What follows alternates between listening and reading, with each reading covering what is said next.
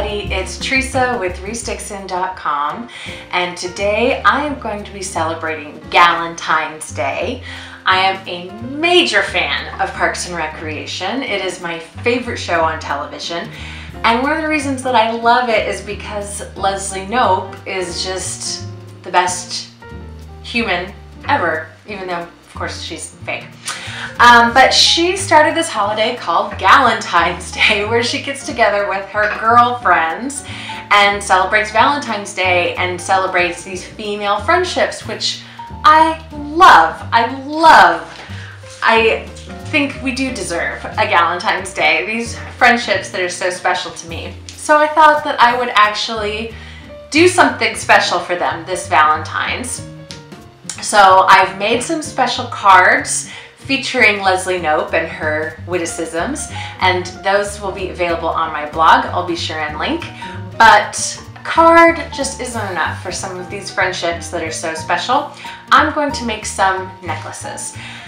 And I don't know if they're still doing it because I'm an old lady now, but when I was a teenager, we had those little gold best friend hearts that you would split, and it would say be fry and stns. And so I thought that I would do kind of a grown-up play on those best friend necklaces.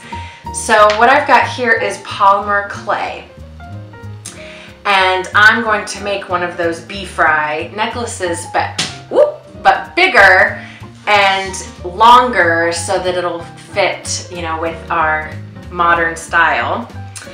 So all I've done here is conditioned the clay, and what that means is you just squish it and squish it and squish it. You get it warm, you get it squished.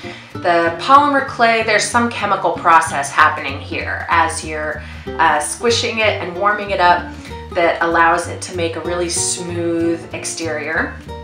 So once you get this fully conditioned, and it'll take a long time, this is my little pasta maker that I keep just for polymer clay, and I was at here for a while just running it through. It really depends on the age and condition of your clay. This one I kept from years ago from an old project, so I really had to get it back in shape. And you can mix a little bit of petroleum jelly with it. If it's really hard or really dry, that will kind of bring it back to life, but a little goes a very long way, so you don't need much. Okay, so I've got my little roller here. So I'm going to just roll this clay out just like I was rolling dough, and I've got a cookie cutter in the shape of a heart.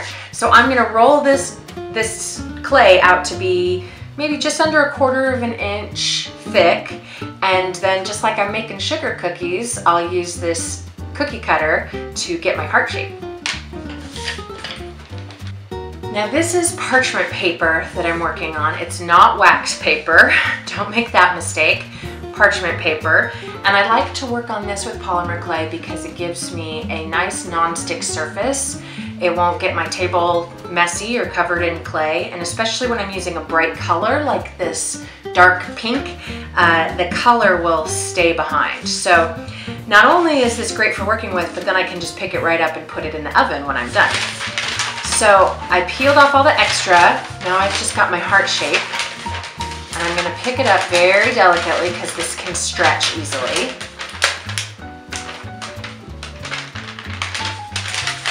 And I'm just kind of gonna smooth those edges down, any little roughness left behind by the cookie cutter. And now I'm gonna cut this down the middle as if it was a broken heart, like one of those necklaces I'm emulating. So I'm just going to take, really any flat surface will do it. So I'll take this little clay knife and kind of cut a zigzag right down the center here.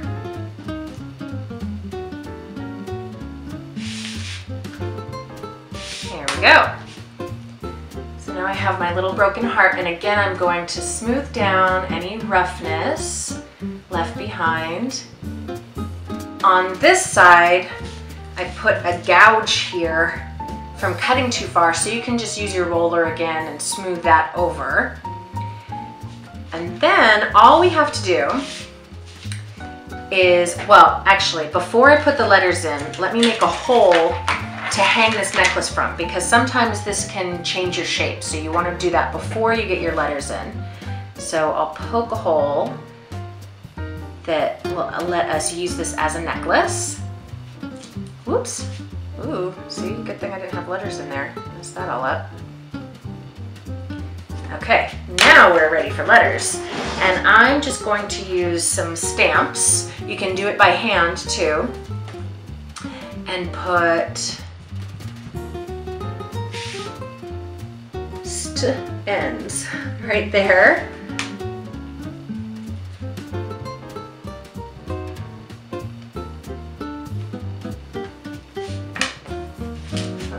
Maybe you can see that. Once this gets all baked, we will come back and really make that pop. I've got all my stamping done. I've got the surface all smooth and I'm happy with the shape. Now I'm ready to toss it in the oven, but before I do, I'm going to just add a little bit of glitter. This is luster powder. So I'm going to just dust this on like I was applying blush or something. And this will just kind of give it an opalescent glow and make it look a little bit fancier than just regular clay. And can you see that under the lights? Pretty cool, huh? Okay, so I'm going to finish rubbing this on and then I'm going to bake it according to the instructions on the package. And then I'll be ready to just make those letters pop and put this on a ribbon and we'll be all set. While I had my little pendants baking, I spent some time on Photoshop and I made the cards that will be going with these. I made 6 different versions of these and these will be available on my blog at reesedixon.com so that you can send them to your gal friends too. And they're all based on Parks and Recreation and they're hilarious things that Leslie Knope has said about the ladies in her life. So there's 6 different versions of these cards you can print off to your heart's content. And so now all I have to do is get these letters to pop. What I've got here is just an acrylic paint. I picked white pearl colored. And I'm not even gonna bother dirtying a paintbrush. I'm just gonna take my finger and rub it right into those letters. You wanna make sure the paint gets all the way down in there.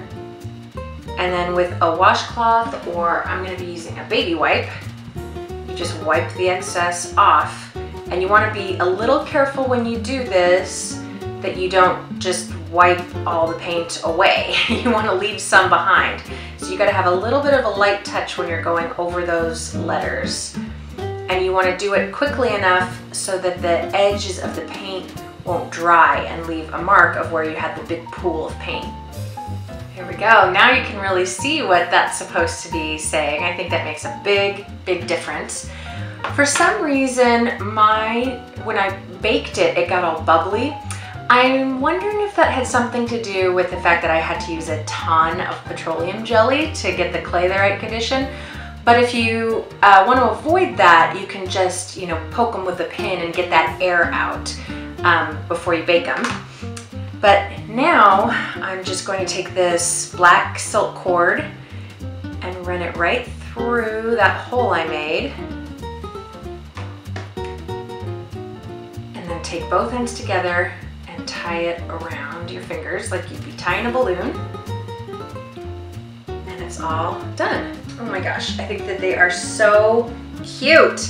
So cute. It's going to be hard to give them away, but I made enough so that I could keep one. Of course, that's how these things work, right? So I am loving this for many reasons, but one is because the polymer clay is so lightweight and thin enough that it's easy to mail. So I'm going to send these out to my friends with my Leslie Knope Valentines and Galentines, excuse me. And have a wonderful Galentine's Day celebrating my female friendships that are so important to me. So I hope that this was inspiring to recognize your gal friends in your life, or even just make a little something for yourself today. So subscribe to the channel so you don't miss any more of my great ideas, and we'll see you next time. Bye-bye.